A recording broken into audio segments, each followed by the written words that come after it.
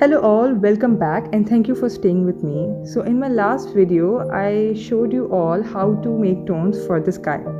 Here I am using it in my painting. So first of all, let's make sure that I do all the shades of purple with a bit of blue. And here I am adding that difficult ultramarine very carefully, making sure it does not spread much. I'm dividing the purple and fixing it that I don't mix purple and yellow. So I'm making those light lines so that I know when I need to stop. I'm blending them very carefully, leaving the fresh purple as it is. And second thing, a small tip is that when I'm using this purple, I'm making sure I use it in a dry brush technique. I'm not using a lot of oil so that it dries and settles on the canvas very quickly, so that when I start doing yellow, it does not merge in, because remember, when you mix yellow with purple, it becomes grey. And I don't want it to become dirty. I want the sky to look fresh as it was. Usually students are being taught to create and paint the sky exactly as it is. But my idea is not to do that. Yes, learn how to paint it, but then make something else out of it. Bring your creativity in. Keep that only as your reference. The image, the sky, it should be there as your reference, but you should be making something else out of it. Have you ever seen a child painting a sky for the very first time? Like painting before even they have seen what a painting or coloring is? I have seen my son doing that. And guess what?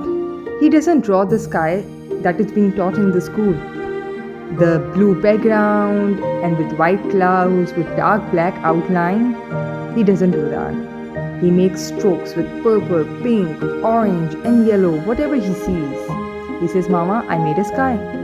I never discourage him. I never showed him false colors. Rather, I want him to see the true colors of life. This makes me wonder, oh, the wondering I do, how the system makes a box. Before, it was a box of perfection, and now it's a box of imperfection.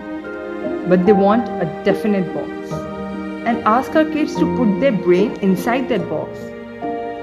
Few years later, the system demands them to think outside the box. I mean, why should we put them and their mind in the box in the first place? Leave them as they are. Stop putting the tags on them. Like they are dyslexia, ADHD, speech delay, whatever tags there are. If you let them be as they are and give them inclusive learning, the amazing thing that is going to happen is the ideas are going to come to them naturally. You don't have to travel miles to come outside the box on the first place. The system asks them to color everything inside the line. However, in reality, there is no such thing as lines. It's just light and absence of light. That creates an illusion of line. But actually, there is nothing like that. Talking about line, we give them targets like you have to become this or that, and show them list of what they need to do in order to get there. But do we realize that in 10 years, world is going to be different? Let me tell you, we don't even know what will be there in 5 years. How far the digital technology world has taken us, to which possibilities. So how can we prepare them for that? How can we give them outline for what we all are not known to? Rather than forcing them to write within 4 lines, it is okay if they don't, as far as they know the basic. I think we should move further.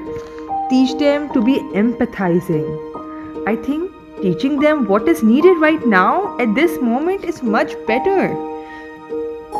Humanity needs more empathizing, not sympathy. Remember, sympathy says, I understand. But empathizing helps bring solutions. We should prepare them to be open and be a substance that can shape into whatever the future lies.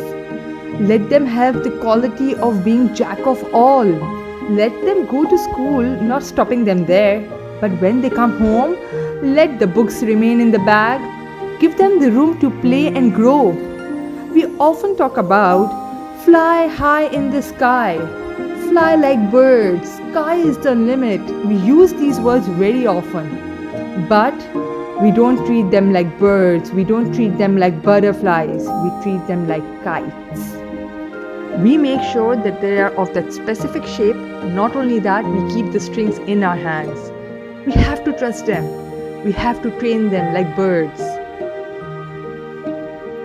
We have to let them fly.